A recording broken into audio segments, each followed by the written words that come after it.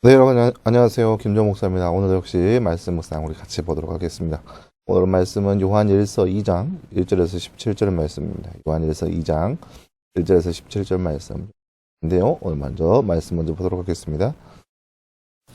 나의 자녀들아, 내가 이것을 너희에게 쓰는 것은 너희로 죄를 짓지 않게 하려는 것이다. 만일 누가 죄를 지으면 아버지 앞에서 변호자가 되시니 곧 의로우신 예수 그리스도시다. 오늘 우리 죄를 위한 속죄 제물이시니 우리 죄뿐 아니라 온 세상의 죄를 비하는 것이다. 우리가 그분의 계명을 지키면 이것으로 우리가 그분을 알고 있다는 것을 알게 된다. 하나님을 안다고 말하면서 그분의 계명을 지키지 않는 자는 거짓말쟁이이며 진리가 사람 안에 있지 않다. 누구든지 그분의 말씀을 지키면 하나님의 참 사랑이 참으로 그 사람 안에 온전하게 되었으니 이것으로 우리가 그분 안에 있음을 알게 된다. 하나님 안에 있다고 하는 자들은 그분께서 행하신 것 같이 자기도 그렇게 행해야 한다. 사랑하는 자들아, 내가 너희에게 새 계명이 아니라 너희가 처음부터 가진 옛 계명을 쓰는 것이니 이 옛 계명은 너희가 처음부터 들은 그 말씀이다. 그러나 내가 다시 너희에게 새 계명을 쓰는데 이 계명은 그분과 너희에게 참된 것이니 이는 어두움에 지나가고 참 빛이 이미 비치고 있기 때문이다.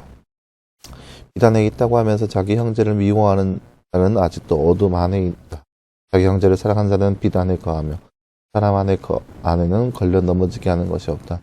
자기 형제를 미워하는 자는 어둠 안에 거하고 어둠 가운데 행하며 자기가 어디로 가는지 알지 못하니 이는 어둠이 그의 눈을 멀게 했기 때문이다. 자녀들아, 내가 너희에게 쓰는 것은 너희 죄가 그분의 이름으로 용서받았기 때문이다. 아비들아, 내가 너희에게 쓰는 것은 너희가 태초부터 계신 분을 알고 있었기 때문이다. 청년들아, 내가 너희에게 쓰는 것은 너희가 악한 자를 이겼기 때문이다. 아이들아, 내가 너희에게 쓰는 것은 너희가 아버지를 알고 있기 때문이다. 아비들아, 내가 너희에게 쓰는 것은 너희가 태초부터 계신 분을 알고 있기 때문이다. 청년들아, 내가 너희에게 쓰는 것은 너희가 강하고 하나님의 말씀이 너희 안에 있으며 그 악한 자를 이겼기 때문이다. 너희는 이 세상이나 세상에 있는 것들을 사랑하지 말라. 누구든지 세상을 사랑하면 아버지의 사랑이 그 안에 없다.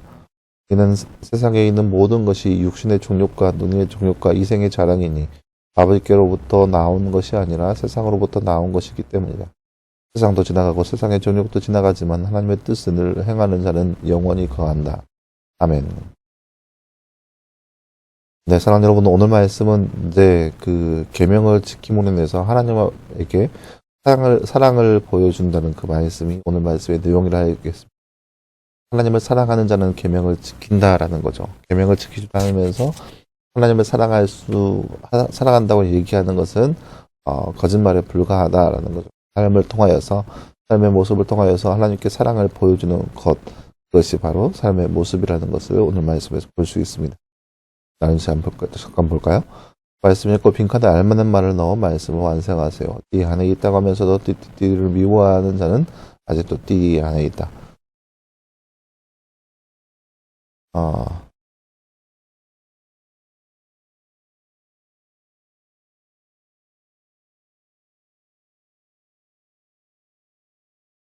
네.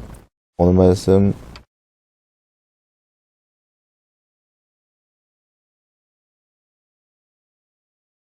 9절 말씀이죠. 9절 말씀, 빛 안에 있다고 하면서 자기 형제를 미워하는 자는 아직도 어두움 안에 있다. 오늘 말씀 9절 말씀입니다.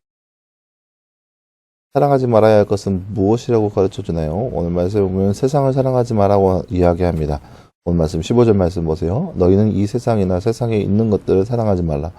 누구든지 세상을 사랑하면 아버지의 사랑이 그 사람 안에 없다라고 나와 있습니다.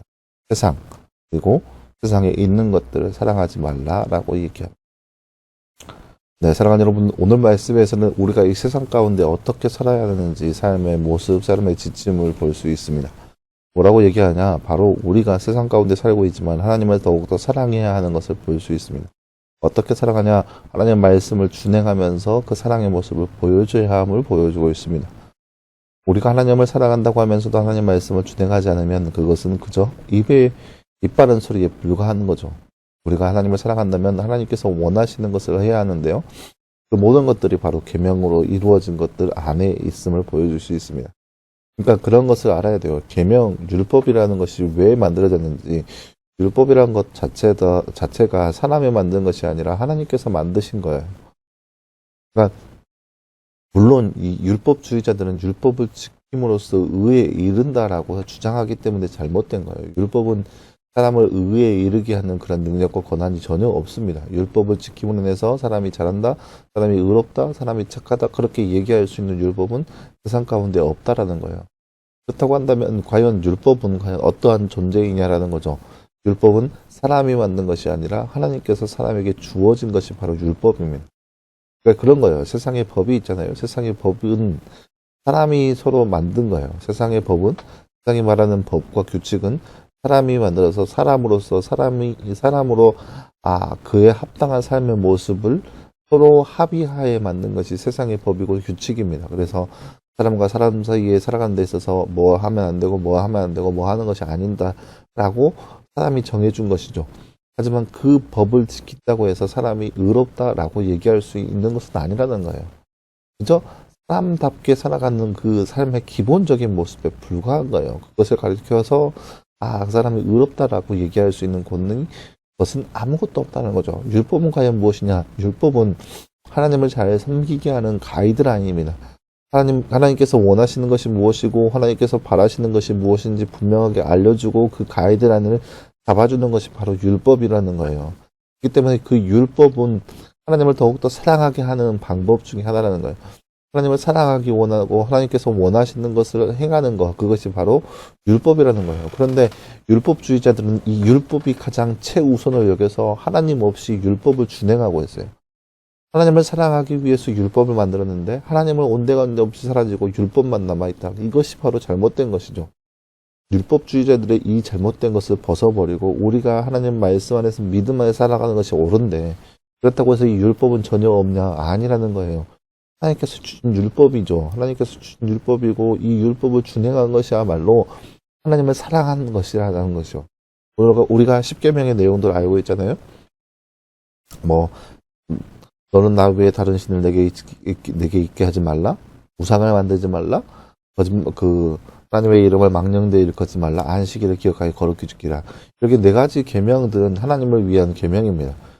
우리가 율법이 아니라 하나님의 은혜 안에서 말씀대로 믿음 안에서 살아간다고 해서 이 율법이 전혀 없는 것은 아니라는 거예요. 우리도 여전히 그 은혜 안에서 믿음으로 살아가고 있지만 여전히 하나님 외에 다른 신은 우리에게 잊지 말아야 하고 또 우상을 만들지 말아야 되고 하나님의 이름을 망령되이 일컫지 말아야 하고 안식일은 거룩히 지켜야 합니다. 이거 모든 것들이 뭐냐?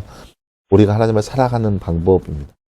이것이 하나님께서 우리에게 율법을 주시는 것은 하나님께서 하나님을 어떻게 사랑해야 하는지 그 방법, 그 길을 제시하는 거예요. 그렇기 때문에 하나님을 사랑한다라고 하는 것은 그 삶이 율법과 일맥상통해야 한다는 거죠. 그러니까 우리가 율법을 지킴으로써 의에 이르는 것이 아니라 의로운 삶이기 때문에 우리의 삶이 율법이 되는 거예요. 내가 율법을 지킴으로써 하나님을 사랑하는 것이 아니라 하나님을 사랑하기 때문에 우리의 삶이 율법과 일맥상통이 되어야 한다는 거예요. 나의 모든 삶이 율법처럼 하나님을 사랑하는 모습들이 우리 삶 가운데 보여져야 함을 볼 수 있습니다. 그리고 사랑이 어떤 것이냐? 오직 하나님만 바라보고 하나님만을 의지하며 나아가는 모습, 그것이 하나님을 사랑하는 방법, 하나님을 사랑하는 모습이라는 것이 바로 율법 안에 담겨져 있다는 거예요. 그리고 그러한 마음으로 세상과 하나님을 겸하여 섬길 수 없다라는 거죠.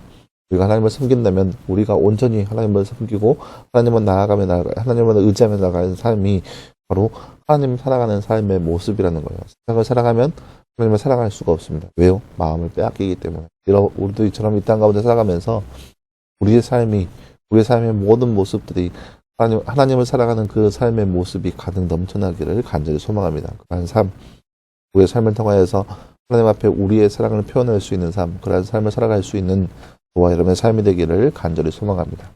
기도하겠습니다.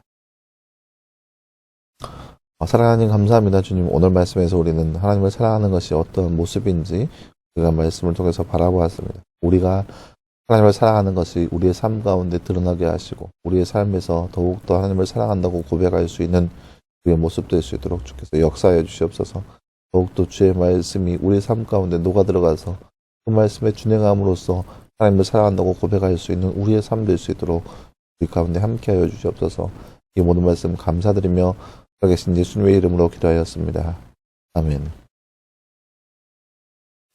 네, 사랑하는 여러분 감사합니다. 오늘 하루도 늘 말씀 안에서 승리할 수 있는 저와 여러분 되기를 간절히 소망합니다. 늘 말씀을 통하여서, 늘 말씀 묵상을 통하여서 더욱더 하나님을 알아가고 가까이 갈 수 있는 저와 여러분의 삶이 되기를 간절히 소망합니다. 그럼 오늘도 하루도 수고했고요. 내일도 역시 말씀 묵상으로 함께 찾아보도록 하겠습니다. 그럼 수고했습니다.